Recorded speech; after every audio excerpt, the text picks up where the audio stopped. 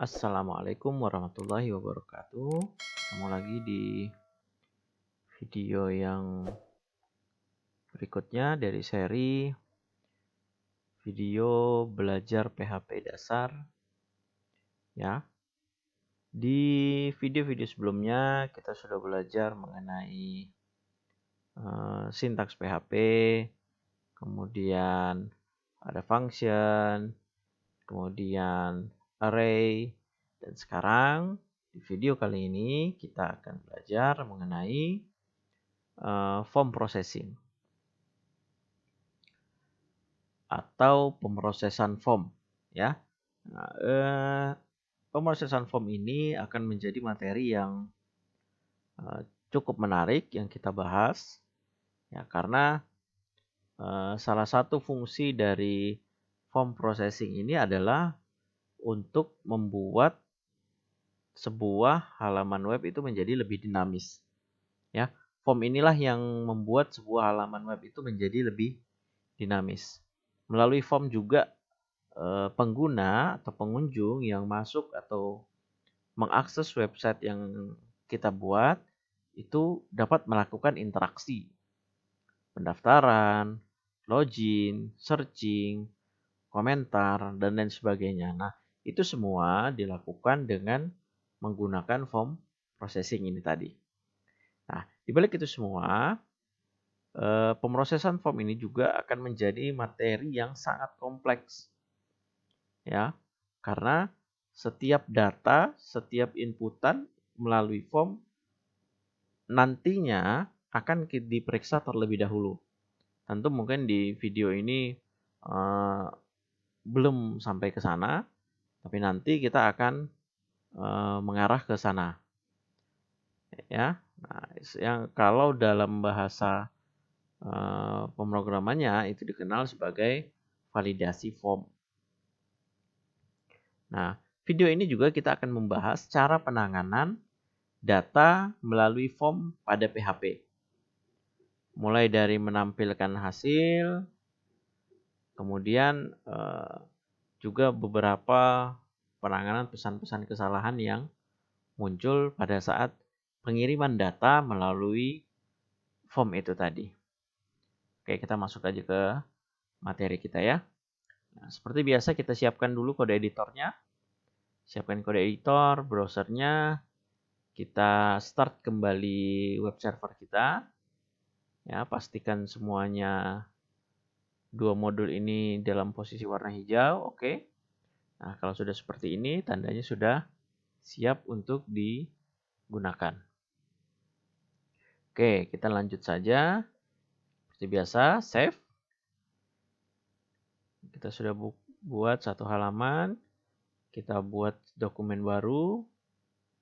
Kita harus simpan dulu dokumennya. Seperti biasa di htdocs. Kemudian dasar PHP. Kita buat sebuah folder baru lagi. Pertemuan 6. Saya beri nama form latih1.php. Simpan. Open tag PHP. Oke, selesai. Nah, sekarang sebelum kita mulai lanjut,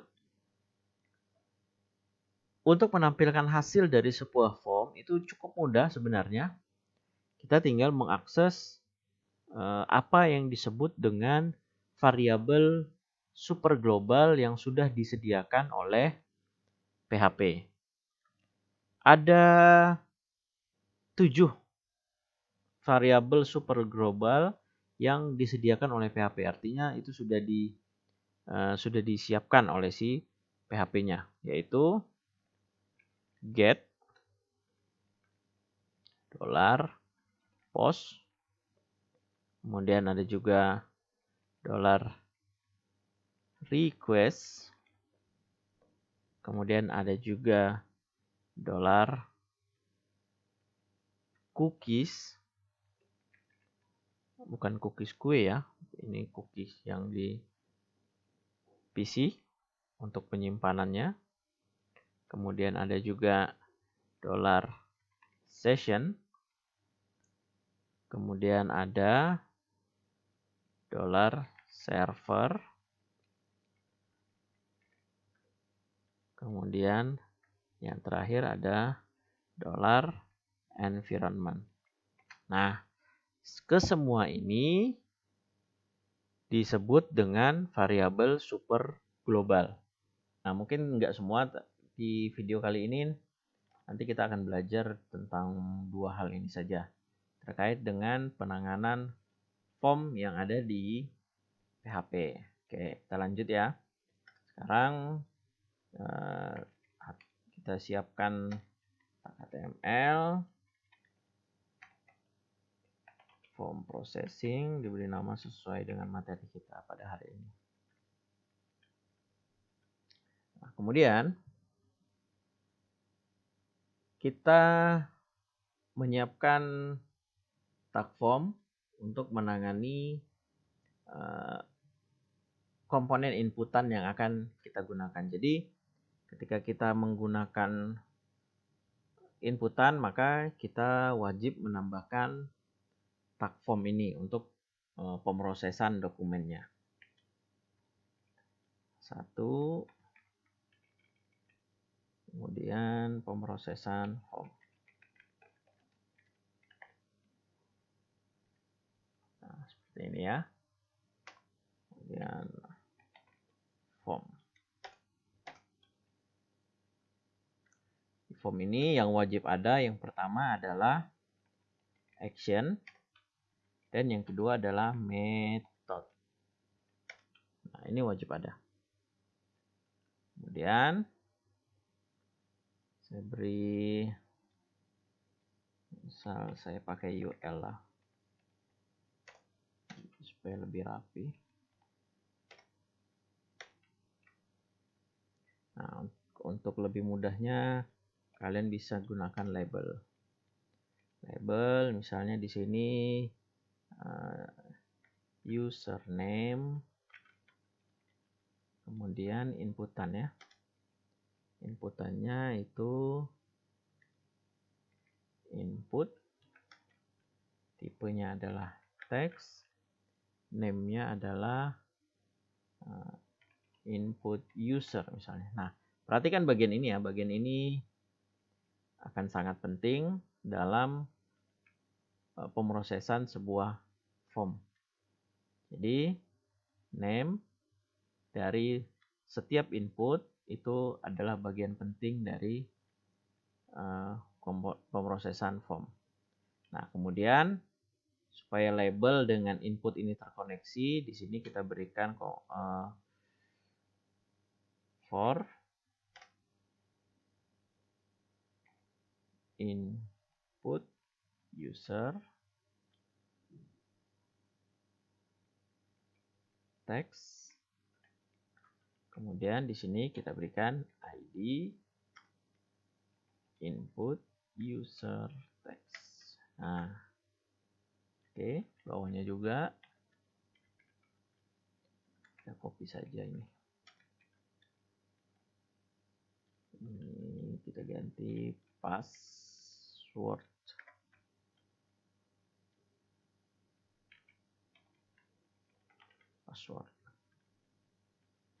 Sini input pass. Kemudian di sini input pass. Oke. Ini udah.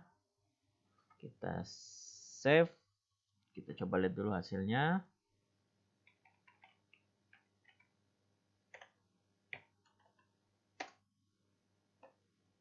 Pertemuan 6.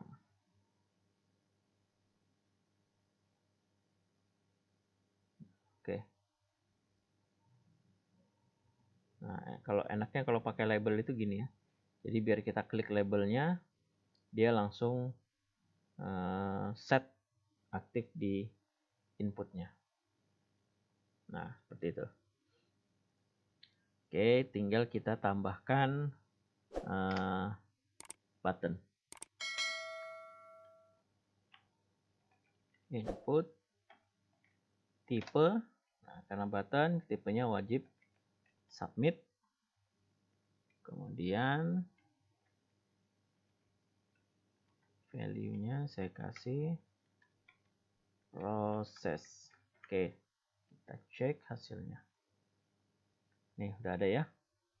Jadi nanti kita akan input password baru proses. Oh iya, sorry, ini password tipenya nggak boleh teks, tapi ganti password.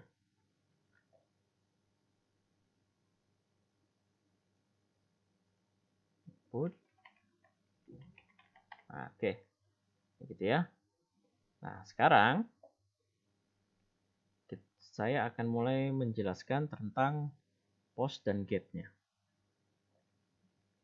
Oke.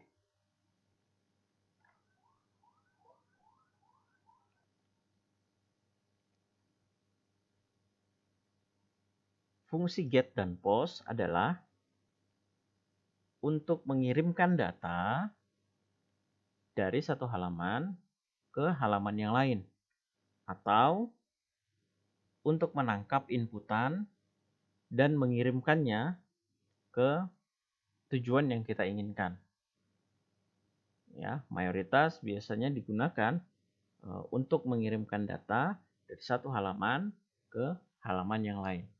Begitu pula nanti dengan contoh yang akan kita buat di dalam kasus kita pada video ini. Nah, variabel get dan post, kedua-duanya ini adalah variabel bertipe array. Kedua-duanya adalah variabel bertipe array. Kita coba. Misal, di sini saya print R, ya, mungkin kalian masih ingat tentang materi yang ada di video tentang array. Maka untuk mencetak array kita bisa gunakan perintah print R. Print R lalu kita get. Saya simpan. Saya masih menggunakan di satu file yang sama. Lalu kita lihat. Nah, maka dia akan cetak array kosong. Sekarang perhatikan ketika saya memberikan metodenya, di sini adalah get. Jadi dalam mengirimkan inputan atau form, kita bisa menggunakan get atau post. Kita bisa menggunakan get atau post. Kalau kita menggunakan metode get, maka kita akan terkoneksi dengan variabel super global $get. Begitu pula sebaliknya, ketika kita menggunakan post, maka kita akan terkoneksi dengan variabel super global bernama $post.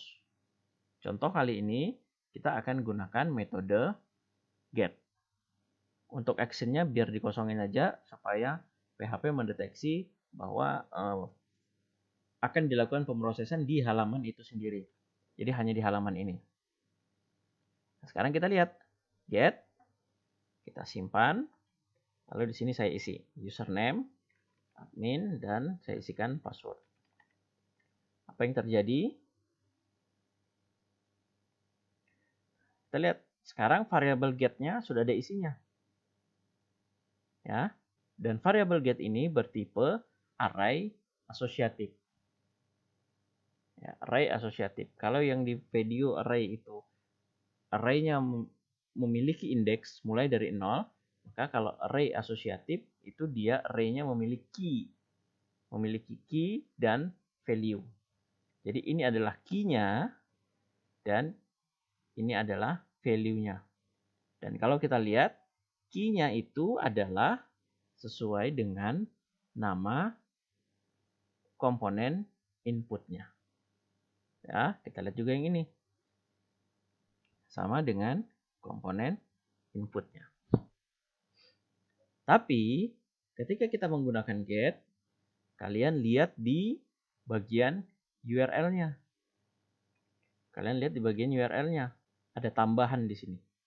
Nama file, input user, sesuai dengan apa yang kita inputkan. Berarti kalau begitu, apakah variabel get ini bisa kita tambahkan secara mandiri ke dalam URL? Ya. Tanpa melalui inputan? Ya. Kita bisa tambahkan sendiri di sini. Jadi misal kalau di sini saya tambahin lagi nih. Misal saya beri nama akses sama dengan admin. Lalu saya enter. Nah, maka di sini juga akan muncul akses admin. Padahal di form ini tidak ada. Ya, di form ini nggak ada inputan ketiga. Saya di sini hanya membutuhkan 2 inputan, yaitu username dan password. Jadi get itu sifatnya menempel di URL. Oke, saya hapus. Saya enter. Kembali kosong. Kita abaikan dulu ini, kita tambahkan langsung di sini. Jadi kalau mau menambahkan secara manual, maka kita bisa menggunakan tanda tanya. Key-nya, key array, ingat tipe datanya adalah array, nama sama dengan value-nya, ya, value-nya apa? Misalnya belajar. Kemudian jika ada variabel kedua atau jika ada data kedua, batasi dengan tanda N. Lalu masuk dengan variabel keduanya. Studi misalnya sama dengan PHP. Lalu saya enter. Nah, lihat array get sudah ada isinya. Array get sudah ada isinya.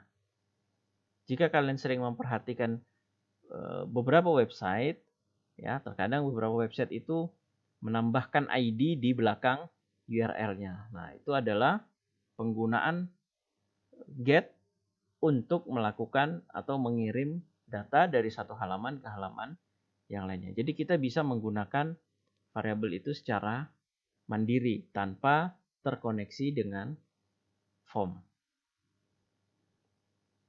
Oke ya. Oke. Nah, sekarang bagaimana kalau kita ganti dengan post? Bagaimana kalau kita ganti dengan post? Post. Simpan. Kita lihat di sini.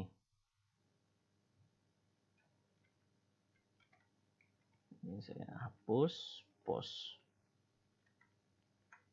Simpan. Lalu kita kembali ke sini.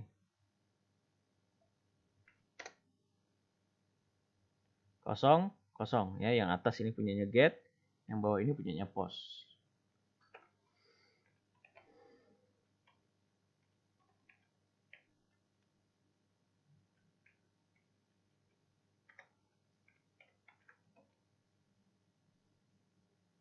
Ini post, ini get dan ini post. Nah, sekarang kita lihat gimana kalau post. Saya refresh, di sini saya input.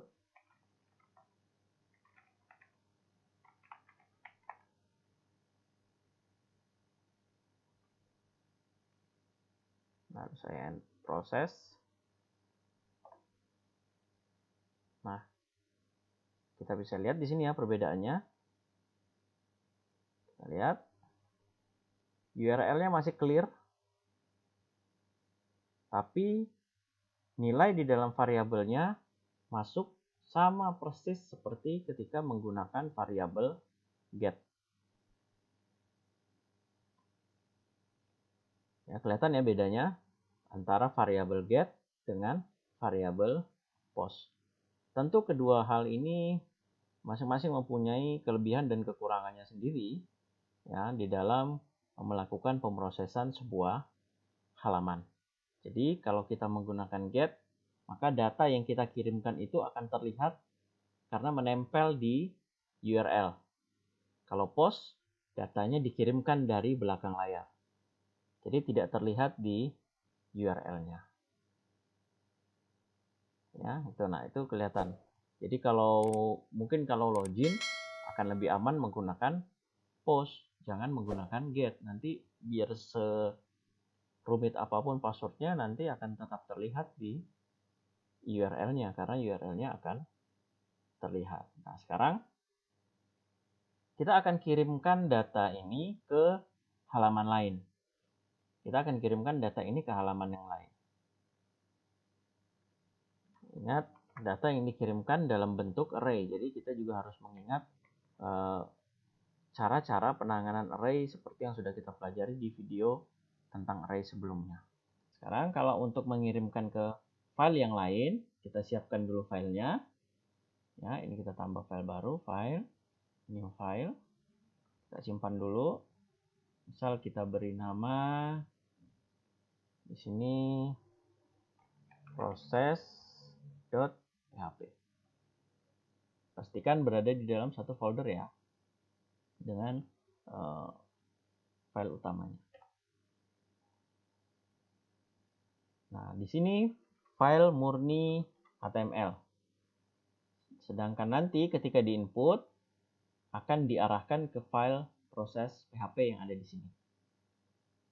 Maka di bagian action kita isi dengan proses.php.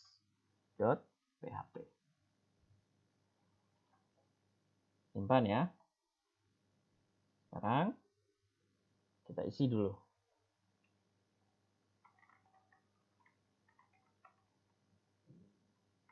Lalu kita proses. Nah, pindah ya.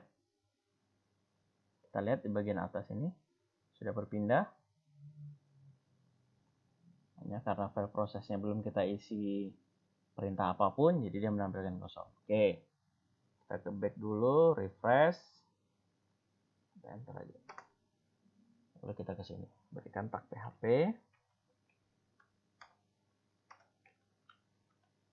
Nah, sekarang untuk menampilkannya seperti apa? Yang perlu kita ambil adalah kita membaca dari variabel postnya itu tadi.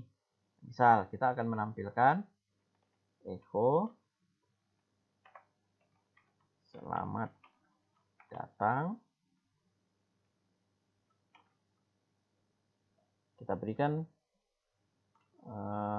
variabel prosesnya. Ingat, ini adalah array asosiatif, yang dibaca adalah key-nya. Dan key-nya itu sama dengan nama komponen input yang kita gunakan di sini. Sama. Jadi di sini berarti di sini adalah input user.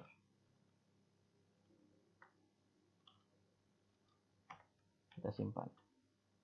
Kita coba lagi.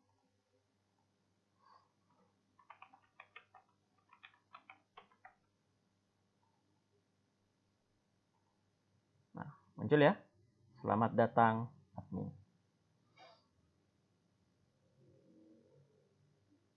Oke, gimana? Nah, jadi ketika sudah muncul, maka pemrosesan di dalam sini bisa kita lanjutkan sesuai dengan kebutuhan apa yang kita inginkan dari form tersebut. Begitu pula dengan get. Jadi misal di sini saya ganti lagi. Di sini saya ganti menjadi get. Simpan. Maka ketika di sini saya input, saya refresh dulu ya.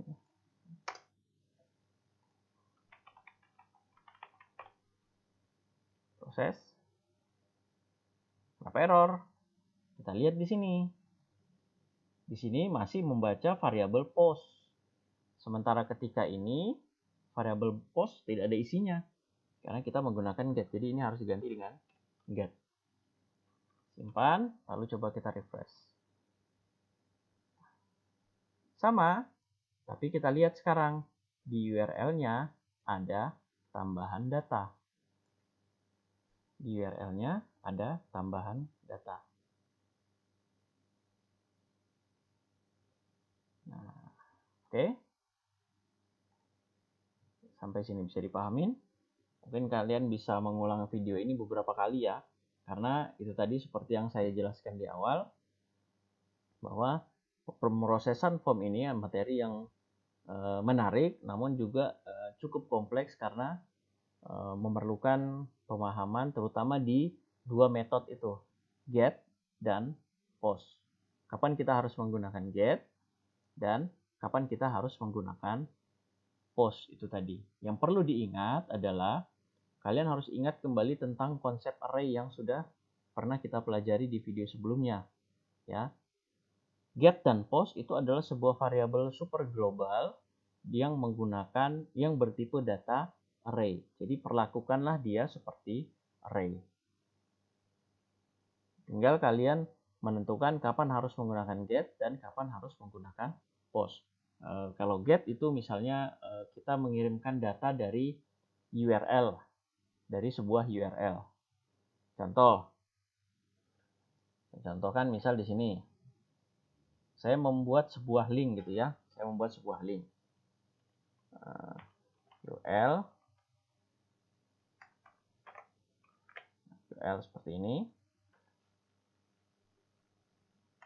Saya buat di sini misal pilih. Kemudian nama misalnya. Saya buat di sini nama Dian. Kemudian di bawah ada lagi Dian Sandy. Kemudian di masing-masing ini berisi data. Misalnya di masing-masing ini berisi data. Jadi ini saya berikan sebuah hyperlink misalnya di sini ya. A.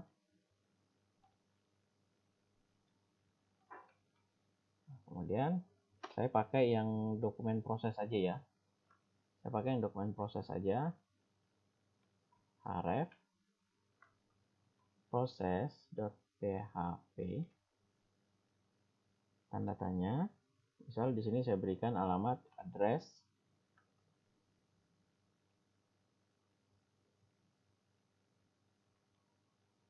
Jalan Sudirman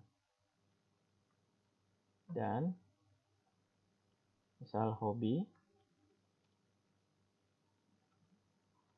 traveling. Oke. Nah, ini saya copy aja.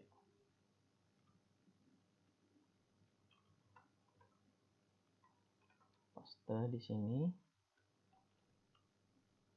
Kemudian Jalan Kusuma Bangsa, hobinya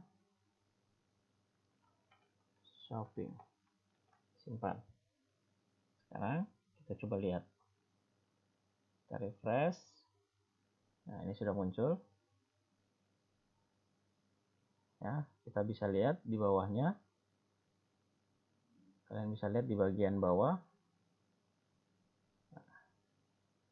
Sandy juga seperti itu. Jadi sudah sesuai. Sekarang ketika diklik, maka dia akan berpindah ke halaman proses. Oke, halaman prosesnya belum muncul. Kita coba lihat. Print R get.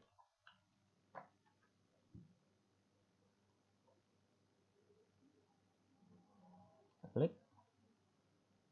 Nah, ini adalah data untuk siapa tadi? Dian. Dan yang kedua adalah data untuk Sandy. Nah, sekarang kita tinggal tulis.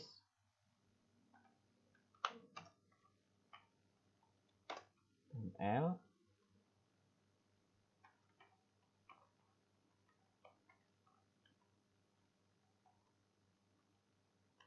alamat get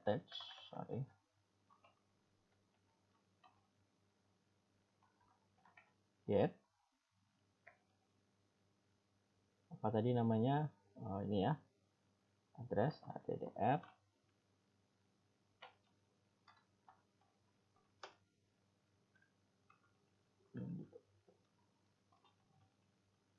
Kemudian di sini adalah hobi.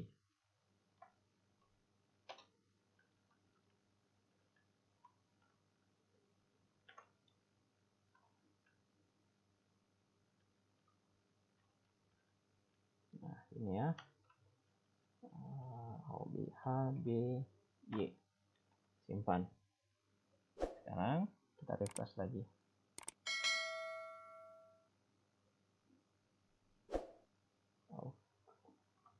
Apa yang kurang? Echo-nya kurang. Sini kita tambahkan. Echo.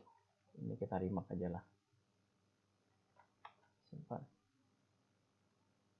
Nah, muncul ya. Semua bangsa. Kemudian ini lagi. Nah, ini menggunakan variabel get.